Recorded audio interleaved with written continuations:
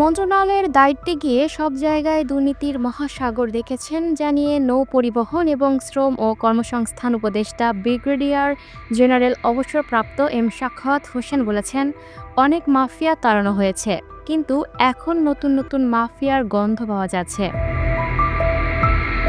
রোববার ১৪ ডিসেম্বর রাজধানীর আগারগাঁওয়ে নাগরিক প্ল্যাটফর্মের আয়োজনে বাংলাদেশ রিফর্ম ট্রাকারের উদ্বোধনী অনুষ্ঠানে তিনি এসব কথা বলেন।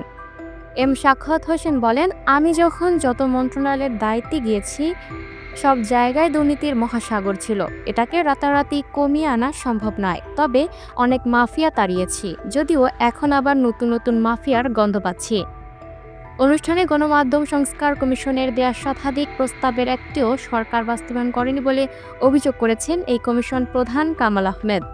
সাংবাদিক সুরক্ষা আইনের বিষয়ে তিনি বলেন, কমিশন এই আইনের খসড়া প্রস্তুত করে দিলেও সরকার কোনো স্পষ্ট ব্যাখ্যা ছাড়াই তা বাদ দিয়েছে।